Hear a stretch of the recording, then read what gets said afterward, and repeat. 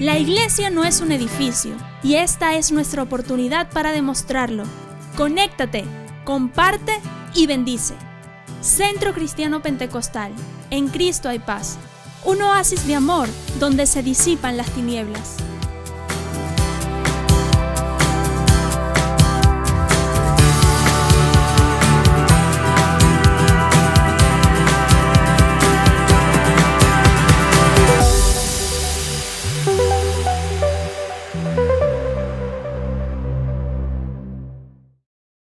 Esto es Restaurando el Sistema, redescubriendo la verdad del Evangelio.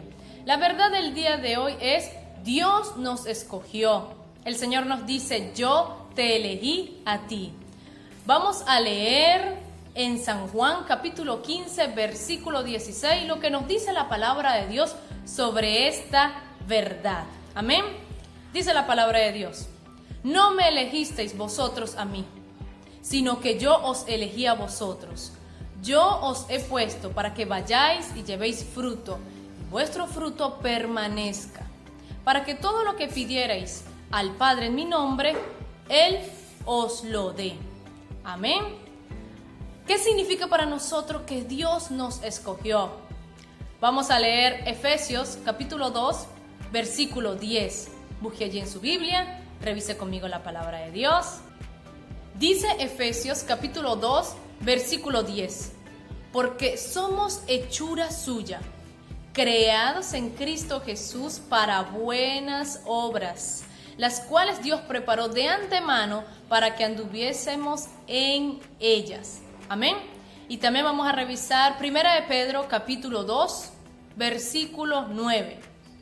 Amén. Dice la palabra de Dios: mas vosotros sois linaje escogido, real sacerdocio, nación santa, pueblo adquirido por Dios, para que anunciéis las virtudes de aquel que nos llamó de las tinieblas a su luz admirable. Nosotros, que en otro tiempo no éramos pueblo, pero que ahora somos el pueblo de Dios. Nosotros, que en otro tiempo no habíamos alcanzado misericordia, pero ahora hemos alcanzado misericordia. Que Dios nos escogió significa para nosotros un privilegio, una dicha, una satisfacción. Dios nos ama y Él nos escogió para que andemos en buenas obras según su palabra. Así que es un regocijo para nosotros y es una gran alegría saber que antes no éramos hijos de Dios, pero ahora somos hijos de Dios. Que antes no éramos pueblo, pero ahora somos el pueblo de Dios. CCP, seguimos unidos sin estar reunidos. Somos CCP, una iglesia a la medida de Dios.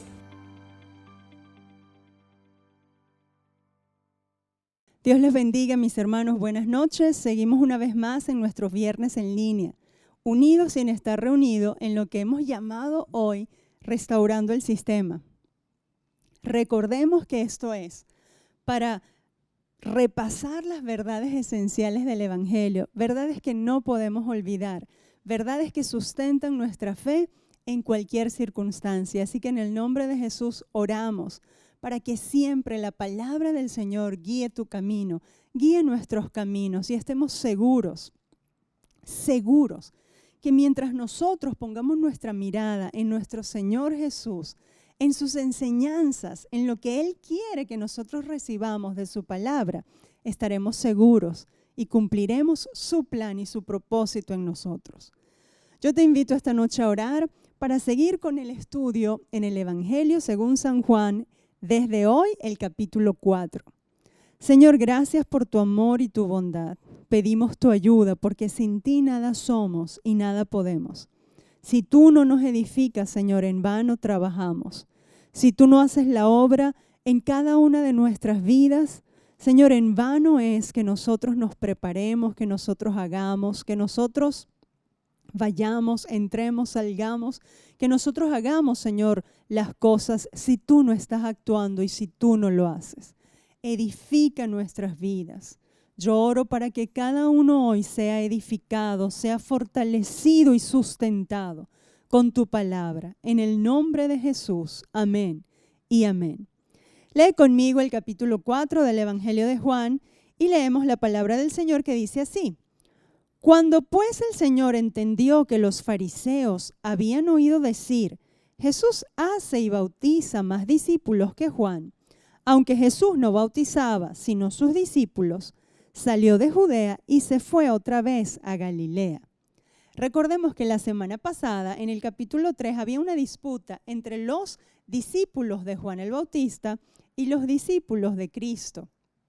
Los discípulos de Juan el Bautista estaban preocupados porque se había levantado un nuevo movimiento que también estaba bautizando gente. Juan el Bautista, como un enviado del Señor y como quien sabía para lo que había venido, les dice, no se preocupen, eso es lo que ellos tienen que hacer. Pero Jesús, entendiendo también en esta oportunidad de que todavía Juan el Bautista no había terminado su labor, pues decide, ¿verdad?, irse a Galilea para evitar conflictos, para evitar riñas entre discípulos y discípulos. Y cada uno así cumple desde el lugar en donde Dios le ha puesto su propósito y su plan. Y siguen predicando el Evangelio. Ahora, tenemos que entender, ¿verdad? Y tenemos que aprender tanto de Juan el Bautista como de Cristo Jesús, como dijimos la semana pasada, para qué Dios nos escogió y en dónde Dios quiere que nosotros estemos. Nosotros podemos ver acá que cada uno en su lugar cumplió su plan y su propósito. Y esa es mi oración por todos nosotros, Señor, que cada uno desde su lugar, que cada uno desde donde le toque estar pueda cumplir en ti su plan y su propósito. Que el Señor nos ayude en esta tarea. Seguimos adelante y vemos en el capítulo 4 que dice así, y le era necesario pasar por Samaria. Vino pues a una ciudad de Samaria llamada Sicar, junto a la heredad que Jacob dio a su hijo José. Y estaba allí el pozo de Jacob. Entonces Jesús, cansado del camino, se sentó así junto al pozo. Era como la hora sexta. Vino una mujer de Samaria a sacar agua, y Jesús le dijo, dame de beber, pues sus discípulos habían ido a la ciudad a comprar de comer. La mujer samaritana le dijo, ¿cómo? Tú, siendo un judío, me pides a mí de beber, que soy mujer samaritana. Porque judíos y samaritanos no se tratan entre sí. Lo primero que vamos a notar acá es que en el verso 4 dice que a Jesús le era necesario pasar por Samaria. Jesús le era necesario. Es decir, Jesús tenía la necesidad. Jesús como hombre, como ser humano y como Dios tenía la necesidad de. Fíjense que este versículo es uno de los más grandes de la Biblia, claro, en su contexto, después de conocer la historia. ¿Por qué? Porque Jesús solo fue a Samaria para encontrarse con una sola persona, que era samaritana y que era una mujer. A Jesús le era necesario hacer ese camino, recorrer ese camino. Recordemos que él no iba a Samaria, él iba de Judea a Galilea. Judea en el sur, Galilea estaba en el norte y Samaria pues estaba entre Judea y Galilea, y allí él se paró. Y cuando dice el verso 4, le era necesario pasar por Samaria, esto es un indicativo de que el Señor vino a rescatar lo que se había perdido. Esto de esta noche lo hemos llamado una causa perdida. A él le era necesario pasar por Samaria por una causa perdida para los seres humanos. Una causa perdida para los ojos o ante los ojos de los hombres, pero nunca una causa perdida para Dios. Tú y yo, a pesar de nuestros errores, a pesar de que la situación que nos envuelve particular o de nuestros mismos errores, jamás seremos una causa perdida para Dios. El Señor siempre está dispuesto. ¿A qué? A rescatarnos, a salvarnos, a amarnos. Y cuando dice el texto que le era necesario pasar por Samaria, a Jesús le era necesario pasar por ese lugar, porque en ese lugar había una mujer que necesitaba de su amor. En ese lugar había una mujer que era una causa perdida para todos los demás, menos para Jesús. A Jesús le era necesario ir a rescatar, a encontrarse, a hablar con esa mujer. Y esto nos habla del maravilloso y glorioso amor de Dios por cada uno de nosotros. Al Señor le fue necesario venir a la tierra para rescatarnos y para rescatarme a mí, para rescatarte a ti.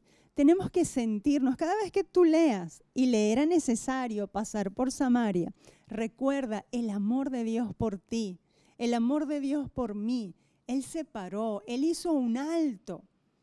Él, en el caso nuestro, usó a sus siervos, usó a sus escogidos. ¿Para qué? Para hablarnos a nosotros y para mostrarse a nosotros. Él hizo un alto en esta historia, en su camino, para encontrarse con esa mujer. Así que el Señor tiene necesidad de amarnos. ¿Por qué? Porque esa es su misión. Su misión es amarnos. Aunque fíjense, no es que el Señor tenga necesidad. El Señor no tiene necesidad de nosotros, porque Él es Dios y Él no necesita de nada ni de nadie para existir y para seguir adelante. Pero Él, en su gran amor, en su inmenso amor, escribe allí, ¿verdad? El evangelista inspirado por el Espíritu Santo. A Jesús le era necesario irse a encontrar con esa mujer para amarla, para rescatarla. Al Señor le es necesario encontrarse contigo, encontrarse conmigo. ¿Para qué? Para amarnos, para rescatarnos, para fortalecernos. Es tan importante entender este alto en el camino que Jesús hizo. Y si lo hizo por esa mujer, lo hace por cada uno de nosotros. Bueno, la otra cosa importante acá que tenemos que notar es que Jesús dice que estaba cansado del camino. Esto demuestra, eso es en el verso 6, eso demuestra y comprueba la humanidad de Jesús. Es decir, el Evangelio de Juan tiene la misión de mostrar que Dios se encarnó, que Dios se hizo ser humano, que Jesús era todo humano, pero al mismo tiempo era todo Dios. Que mientras estuvo en la tierra, Él se despojó, se quitó su gloria voluntariamente, pero seguía siendo Dios. Entonces, estos detalles de que Jesús se cansó, Jesús tuvo sed, Jesús se acostó a dormir porque estaba cansado, lo vamos a ver, ¿verdad? En los diferentes detalles del evangelista. Jesús tenía hambre, indica, no es un indicativo de que Jesús era un ser humano. ¿Y por qué esto es importante? Bueno, ya yo me lo sé, pero ¿por qué tenemos que remarcar esto como una verdad esencial del Evangelio? De que Jesús fue todo humano, humano igualito que nosotros. Bueno, porque hay muchas teorías, muchas tendencias, muchas falsas doctrinas que dicen que Jesús no era humano, que Jesús pudo soportar todo lo que soportó porque Él no era del todo humano. Él tenía cualidades sobrenaturales en su cuerpo que lo hacían ser especial o más especial o diferente de nosotros. Eso es un error. ¿Por qué? Porque si Él, ¿verdad?, tenía cualidades de superhéroe y cualidades en su cuerpo diferentes que las de nosotros, entonces nos hicieron trampa porque Él pudo soportar el pecado y pudo soportar todo porque Él tenía cualidades sobrenaturales y pudo soportar la tentación.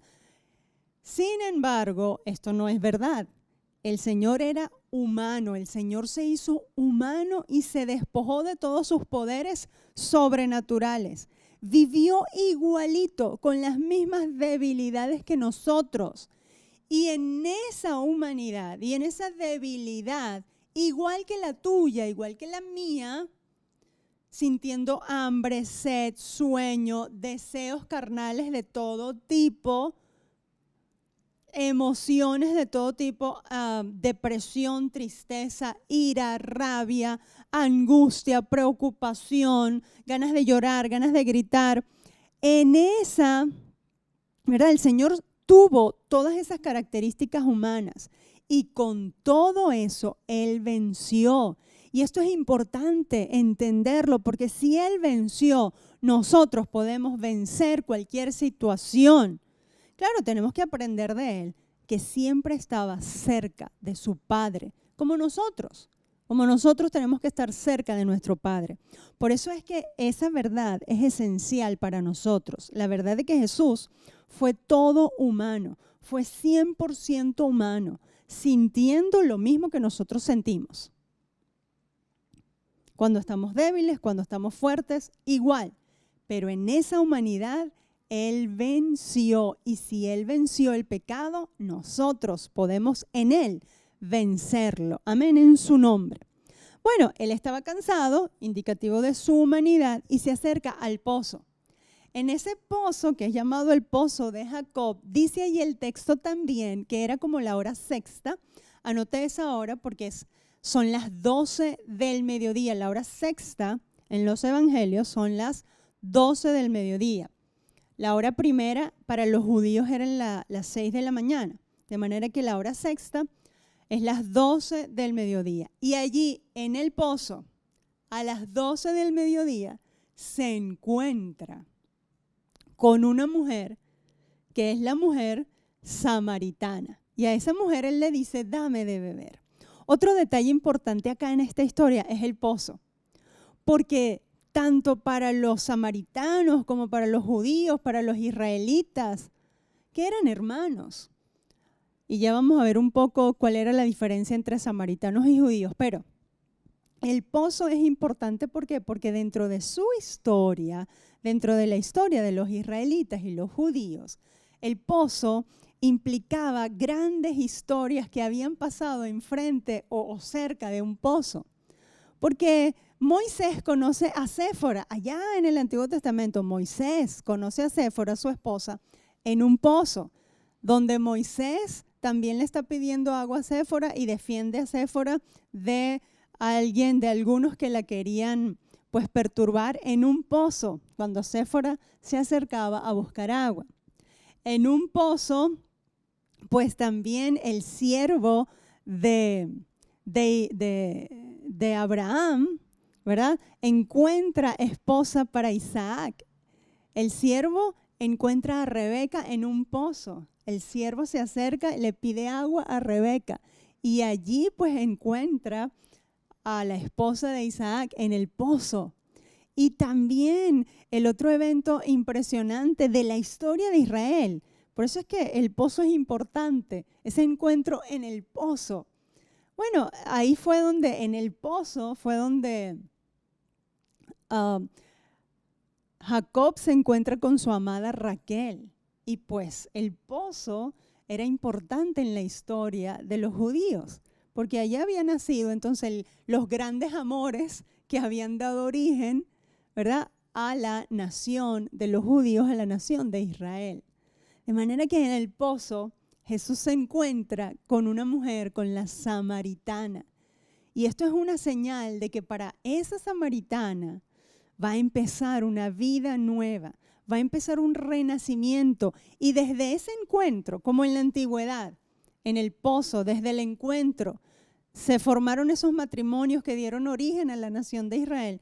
Pues desde este encuentro de Jesús con la mujer samaritana, se va a formar o va a originar todo un pueblo que va a seguir a Jesús, amén, como su Señor y su Salvador, desde este encuentro en el pozo. Ahora, la mujer samaritana va a las 12 del mediodía y se dice que ella iba a las 12 a buscar agua, a las 12 del mediodía, cuando el sol está más inclemente. Cuando las mujeres se acostumbraban que iban en las horas de la mañanita a buscar agua al pozo, porque el sol no estaba tan caliente y era la hora más cómoda para ir a buscar agua. Pero esta mujer sola está allí, ¿por qué? Bueno, porque esta mujer tenía una dudosa reputación y muy probablemente las demás mujeres del pueblo no querían nada con ella. Era una mujer rechazada.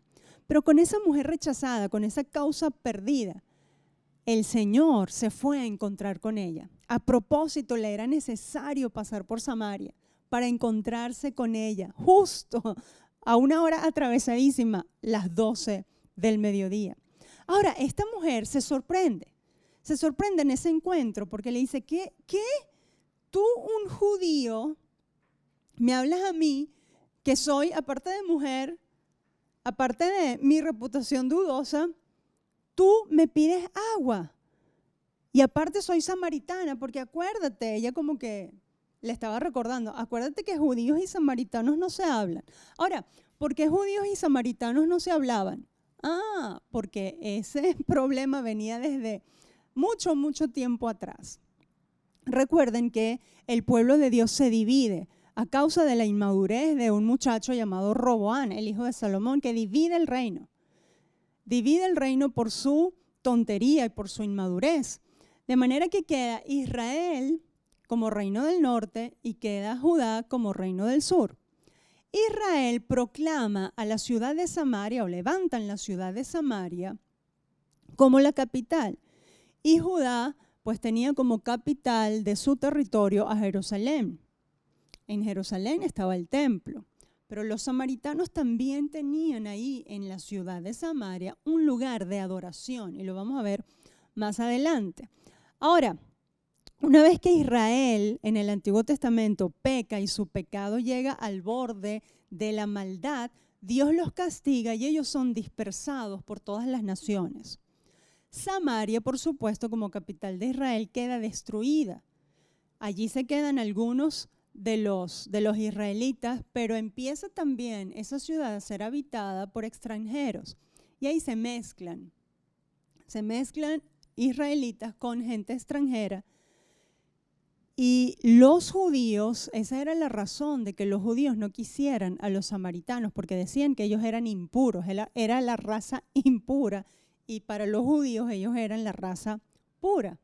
Recordemos también en el libro de Esdras y en el libro de Nehemías, siempre había, ¿verdad?, discusiones entre los samaritanos que no querían que Israel, que el muro de Jerusalén, fuese reconstruido, y constantemente, pues allí, desde Samaria, perturbaban la construcción del muro y del templo en la época de Nehemías y Esdras, de manera que desde allá viene esa rivalidad entre los samaritanos y los judíos. Pero el Señor vino a derribar todo muro.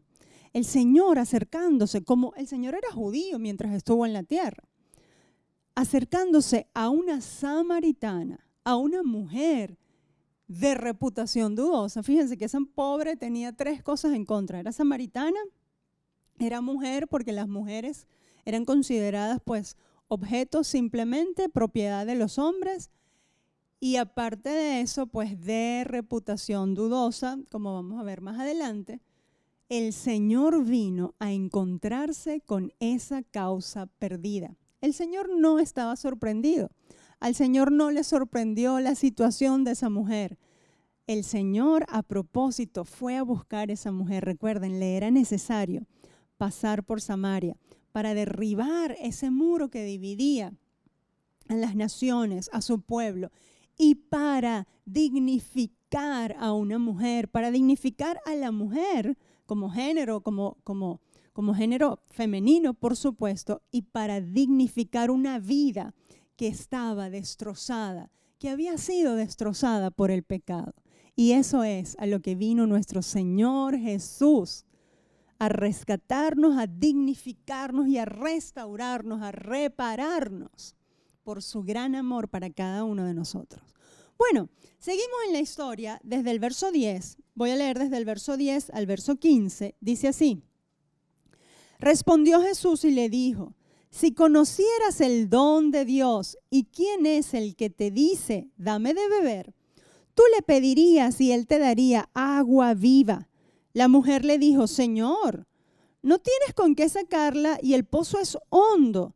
¿De dónde pues tienes el agua viva?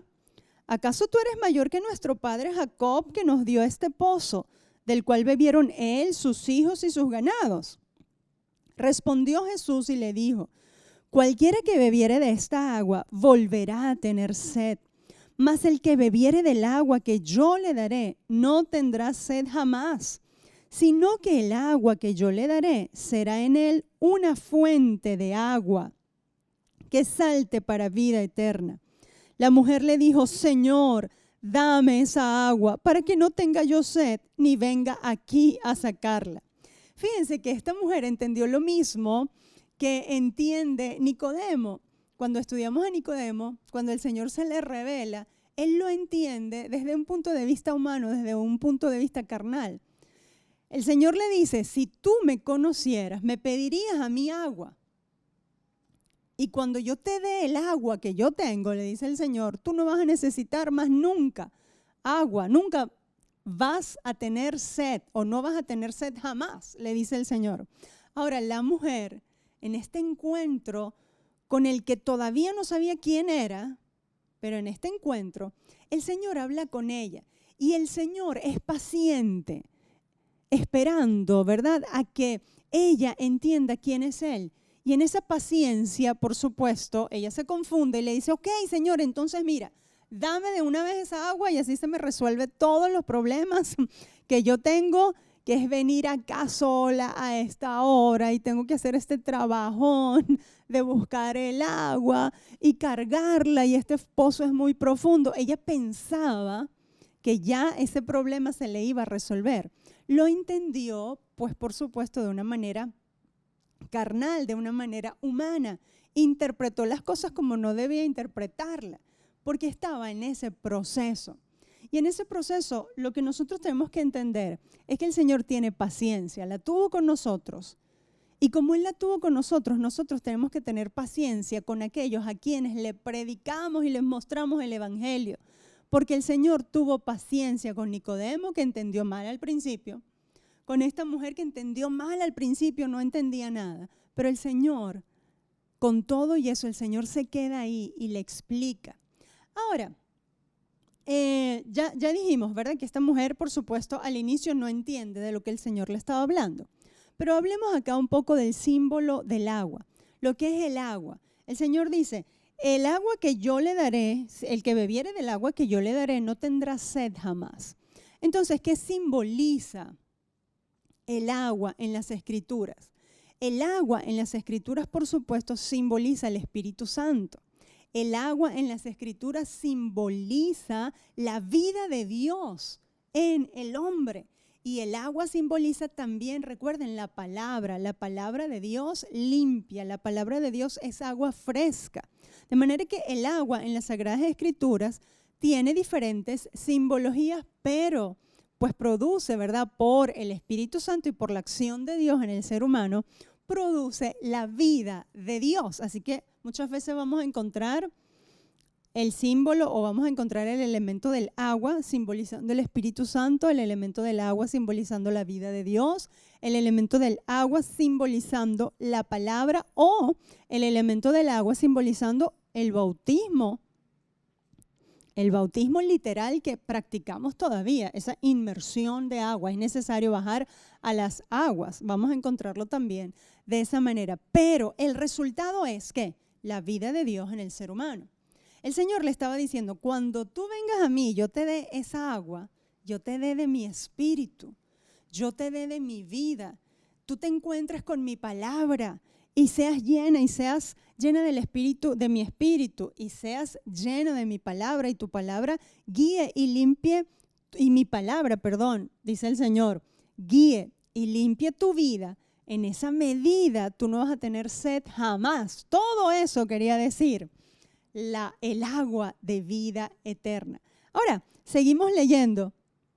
Y cuando en el verso 16 el Señor le dice, Jesús le dijo: ve, llama a tu marido y ven acá. Respondió la mujer y dijo: no tengo marido. Jesús le dijo: bien has dicho, no tengo marido, porque 5 maridos has tenido y el que ahora tienes no es tu marido.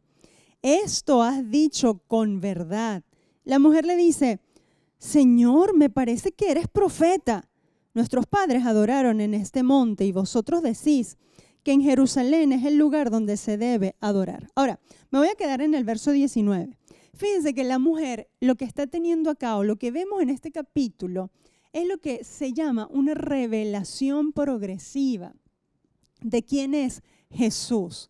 Esta mujer lo que está teniendo es un encuentro progresivo y una revelación progresiva de quién es ese que está hablando con ella. Primero, ¿verdad? Ella se encuentra con él, entiende que es judío y entiende que ese judío quiere y puede hablar con ella. Ella se siente en confianza y entiende que ese judío le pide agua y entiende que ese judío al mismo tiempo que es un ser humano que está cansado, que le pide agua, ese personaje que está ahí le dice y le promete que si él le da lo que él tiene, él le da de su vida, ella no va a tener sed jamás. Entonces, la primera etapa de su revelación. Pero luego el Señor sigue hablando con ella, es decir, sigue tratando con ella y le revela su condición. Dice, 5 maridos has tenido y el que ahora tienes no es tu marido. Ahora la mujer se da cuenta, ay, como que tú eres profeta. Una revelación progresiva es lo que ella está teniendo. Fíjense que el Señor no está apurado. Quienes estamos apurados somos nosotros. Porque en este encuentro nosotros lo que vemos es la paciencia, el amor. Esta mujer necesitaba ser tratada de esta manera. Esta mujer necesitaba ser tratada como Jesús la trató. Jesús, fíjense que Jesús, aquí también vemos cómo Jesús se humilla y se sienta cansado del camino y le pide agua a esta mujer que es indigna, a esta mujer que es un caso perdido. Pero Él se humilla para poder llegar a donde ella. Y que el Señor nos ayude, a tener paciencia para evangelizar, para predicar, para llegar a todo aquel que el Señor nos indique, amén, para llegar y para hacer el trabajo con todos aquellos a los cuales nosotros debemos predicarle. No nos tenemos que cansar, porque el Señor no se cansó con esta mujer. El Señor fue paso a paso, fue poco a poco. Y la otra cosa que tenemos que hacer es seguir orando y seguir pidiéndole al Señor, Señor, revélate a mi vida, dame más revelación de ti, porque entendemos que la revelación es progresiva, pero revélate también, revélate, Señor, a esa gente que no entiende nada, a esa gente que uno les predica y ellos todavía siguen interpretando las cosas de una manera humana, de una manera carnal. Pero tenemos que ser pacientes y quizás no tanto hablar, sino orar por ellos y que nuestras vidas sean el mayor testimonio. Ahora, esta mujer entonces, wow, tú eres profeta. Y como lo reconoce entonces ya como un profeta, le dice, bueno, mira, vamos a aclarar una cosa acá, ¿no? Entonces empieza ya a tratar temas en los cuales los judíos y los samaritanos no estaban de acuerdo. Verso 20. Nuestros padres adoraron en este monte y vosotros decís que en Jerusalén es el lugar donde se debe adorar. Jesús le dijo, mujer, créeme, que la hora viene cuando ni en este monte ni en Jerusalén adoraréis al Padre. Vosotros adoráis lo que no sabéis y nosotros adoramos lo que sabemos. Porque la salvación viene de los judíos, mas la hora viene, y ahora es, cuando los verdaderos adoradores adorarán al Padre en espíritu y en verdad, porque también tales adoradores busca que le adoren. Dios es espíritu, y los que le adoran en espíritu y en verdad, es necesario que le adoren. Quiero leer el verso 23 y el 24 de nuevo. Mas la hora viene, y ahora es, cuando los verdaderos adoradores adorarán al Padre en espíritu y en verdad, porque también el Padre tales adoradores busca que le adoren. Dios es espíritu y los que le adoran en espíritu y en verdad, es necesario que le adoren. Ahora, la mujer presenta un problema que tienen los judíos y los samaritanos, porque como dije al principio, Para los samaritanos se debía adorar en Samaria. Ellos tenían un lugar. Y para los judíos, ¿a dónde o en dónde se debía adorar? Era en el templo en Jerusalén. No había otro lugar de adoración. Pero el Señor entonces va un paso más allá y le dice, mira, la salvación viene de los judíos, indicando esto que era Él la salvación, Él era judío. En ese sentido, la salvación viene de los judíos. Y luego le dice, no importa, va a llegar un momento en que no importa si es aquí o si es allá, porque lo que está buscando el Padre es que los adoradores del Padre le adoren en espíritu y en verdad. Y fíjense, esto nos da una enseñanza tan importante y tan esencial para nosotros aquí y ahora conforme a lo que estamos viviendo. Mira, no importa que no tengamos el local abierto, nosotros seguimos siendo iglesia, porque esta situación ha venido a demostrar quién es adorador de Dios de verdad, quién adora a Jesús realmente, quién es un seguidor de Jesús realmente, porque en cualquier circunstancia y donde quiera que nosotros estemos, vamos a adorar y alabar a nuestro Señor, vamos a obedecer y vamos a seguir adelante siendo cristianos, y si somos iglesia, vamos a seguir adelante estando conectados, estando unidos de cualquier manera. Esta situación ha venido a demostrar quién es adorador en espíritu y en verdad y quién no. Los que no se quedaron en el camino, se quedaron atrás, y no por falta de internet, no por falta de teléfono, no, porque yo les aseguro y sabemos de gente que no tiene internet, que no nos puede ver así como nos estás viendo tú ahora, pero ellos siguen, fíjense, ellos siguen adorando al Señor y ellos siguen buscando las maneras de estar unidos con la iglesia. Es impresionante. ¿Por qué? Porque entienden quiénes son. Y es lo que tenemos que entender. Dios quizás ha permitido esta situación, ¿para qué? Para ver, para que comprobemos, para que nosotros veamos quiénes son aquellos que adoran en espíritu y en verdad. ¿Quiénes son los que siguen sirviendo y haciendo y cumpliendo su ministerio? A pesar de que no haya un local en donde reunirnos. Y es tan evidente quiénes realmente son siervos de Dios en el día, en la noche, en lo bueno y en lo malo. Quienes realmente están al servicio de Jesús y al servicio de la iglesia. Miren, el que está al servicio de Jesús, de Jesucristo, necesariamente, y ya es un cristiano maduro, o ya es un cristiano que tiene tiempo, necesariamente está al servicio de la iglesia, es decir, al servicio los unos de los otros. Así que en este tiempo se descubrieron muchas cosas que el Señor ya las sabía, solo que lo descubrió a nuestros ojos. Que el Señor nos ayude. Amén. Bueno, y con esta mujer, el Señor le dice, lo que Dios está buscando, lo que el Padre está buscando es adoradores en espíritu y en verdad. En espíritu, que le adoren desde su espíritu, de espíritu a espíritu. Que el Espíritu Santo haya hecho morada en su espíritu y que el Espíritu Santo en su espíritu, pues allí, amén, haga o produzca la vida de Dios dentro de nosotros, para que el Espíritu Santo en nuestro espíritu pueda guiarnos a toda verdad y pueda iluminarnos para entender y conocer cuál es la voluntad de Dios para nosotros a través de su palabra. Porque dice en espíritu y dice en verdad. O sea, no es solo en espíritu, es en verdad. Es decir, adorar al Padre conforme a lo que dice su palabra, conforme a la verdad de Dios. Que Dios nos ayude. Y yo oro para que en el nombre de Cristo Jesús, cada uno de ustedes sea un verdadero adorador de Dios en espíritu y en verdad.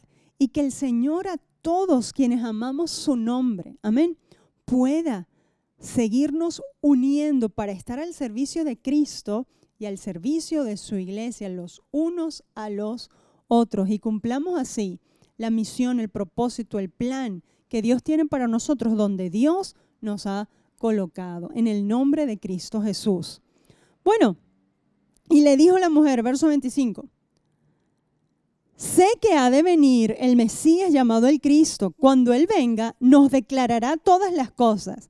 Y finalmente Jesús le dice, y esta es la parte crucial de este capítulo, yo soy el que habla contigo. Finalmente, ¿qué encontramos acá? La revelación. Jesús se revela y ella lo entiende, porque más adelante lo que va a hacer esta mujer es ir a buscar a su gente y a predicarles y a decirle que ella tuvo un encuentro con el Mesías, un encuentro con el verdadero Cristo, con el verdadero Mesías que había de venir. Y esta mujer en este encuentro es transformada de tal manera que ella va a su ciudad, va al pueblo y predica. Y dice el capítulo final, o el versículo, disculpen, el versículo final 39, esta mujer se convierte en una evangelizadora. Quienes han tenido un encuentro real con Jesús se convierten en unos propagadores del evangelio, propagadores de su palabra. En el nombre de Cristo, que todos seamos así, amén. Que proclamemos la verdad del evangelio, no importando cómo, no importando dónde, que prediquemos a Jesús.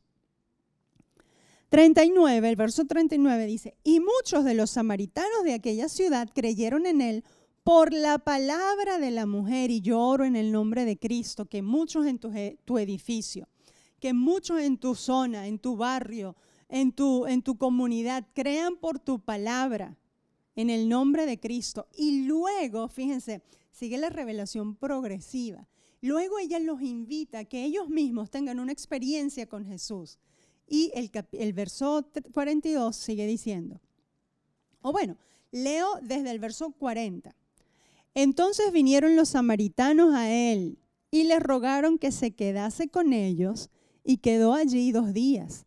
Y creyeron muchos más por la palabra de él. Y decían a la mujer, ya no creemos solamente por tu dicho, porque nosotros mismos hemos oído y sabemos que verdaderamente este es el Salvador del mundo, el Cristo, el ungido de Dios. Que el Señor nos use a cada uno de nosotros, que el Señor nos haga entender quién es Él, que el Señor nos haga entender que Él vino a rescatarnos, que Él hizo un alto en el camino, como lo hizo con esta mujer. Él hizo un alto en el camino. ¿Para qué? Para rescatarte a ti, para sacarte a ti de ese rollo en donde estabas, ese problema, ese pecado en donde estabas, para revelarse a tu vida y que tú te conviertas como esta mujer se convirtió en una evangelizadora. El Señor vino como lo hizo con esta mujer que era una causa perdida. Esta mujer 5 maridos había tenido y el que ahora tenía no era su marido. Ahí está la reputación dudosa de esta mujer. Pero el Señor se acercó a esta causa perdida, a esta mujer que nadie quería, a esta mujer que era samaritana, a esta mujer que era de reputación dudosa y a esta mujer que era mujer, que para la época era terrible ser mujer y estar sola. Nadie la quería, tenía que ir pobrecita ella sola a buscar agua ahí al pozo porque todos la rechazaban por su reputación. Pero Jesús hizo un alto en el camino para rescatarla, para revelarse a su vida, rescatarla y hacer de ella una nueva criatura. Las cosas viejas pasaron y todas son hechas nuevas. Esa es la verdad, la buena noticia del Evangelio. El Señor nos amó tanto, nos ama tanto, que está dispuesto y estuvo dispuesto a humillarse, a tener paciencia y la tiene todavía con cada uno de nosotros para enseñarnos quién es Él, para revelarnos quién es Él, para decirnos, yo estoy buscando todavía hoy, yo estoy buscando adoradores en espíritu y en verdad. Que nosotros seamos esos adoradores en espíritu y en verdad. Que nosotros seamos esos evangelizadores, que hayamos tenido la revelación de Jesús, de tal manera que por nuestra palabra todos crean en el Evangelio de Cristo, todos crean en Jesús y quieran acercarse a Él y tener su propia experiencia. Que esa sea nuestra vida, que esa sea nuestra oración. Úsanos, Padre, en el nombre de Jesús, para que por nuestra palabra todos lleguen a ti y ellos mismos quieran tener una experiencia contigo. Ayúdanos, Señor. Señor, gracias por tu palabra, porque es viva, es eficaz, es poderosa. Gracias por el amor que has tenido con cada uno de nosotros, que cuando todos los demás nos consideraron causas perdidas, tú te encontraste con nosotros, Señor. Nos rescataste, nos redimiste, te revelaste a nuestras vidas, a pesar de nosotros mismos. Te revelaste a nuestras vidas y nos hiciste nueva creación, nueva criatura. Padre, gracias. Gracias. Ayúdanos a cumplir el ministerio, el plan, el propósito para el cual tú nos has rescatado. En el nombre de Cristo, que todo pensamiento de inferioridad, todo pensamiento de depresión y de tristeza, por cualquier situación que estemos viviendo o hayamos vivido, se vaya en esta misma hora y nos levantemos como se levantó esta mujer a cumplir su propósito, a seguir predicando al mundo que Cristo vive, que Cristo es el Salvador y que nos ama a todos por igual y quiere rescatarnos. En el nombre de Jesús, ayúdanos a ser esa gente que cambia a Venezuela. Gracias, gracias, gracias. Oramos por cada uno para que tu paz les inunde. En el nombre de Jesús, amén y amén. Mi hermano, mi hermana, mis hijos en el Señor, levántense y caminen. El Señor, si lo hizo con esta mujer, lo va a seguir haciendo con cada uno de nosotros. Amén. Y no importa la situación en donde estemos. Quizás lo que estamos viviendo y la situación a la que esto te ha llevado, quizás tú pienses que es una causa perdida. No, para el Señor no hay ninguna causa perdida. Aquí y ahora Dios está buscando adoradores en espíritu y en verdad, porque con ellos el Señor va a hacer, está haciendo y va a seguir haciendo grandes y maravillosas cosas. Así que yo te invito a formar parte de la gran historia que se está escribiendo, de los valientes que pasaron esta situación. Y el Señor, amén, nos usará para la gloria de su nombre. Dios te bendiga, el Señor te guarde y te espero mañana en las diferentes clases bíblicas, en el club y en la clase juvenil. Y el domingo nos vemos con una palabra poderosa que el Señor tiene para cada uno de nosotros. Un abrazo para todos. Centro Cristiano Pentecostal. En Cristo hay paz. Somos un oasis de amor donde se disipan las tinieblas. Seguimos firmes hacia adelante porque CCP no se detiene y sigue unido sin estar reunido, porque cada uno gana uno.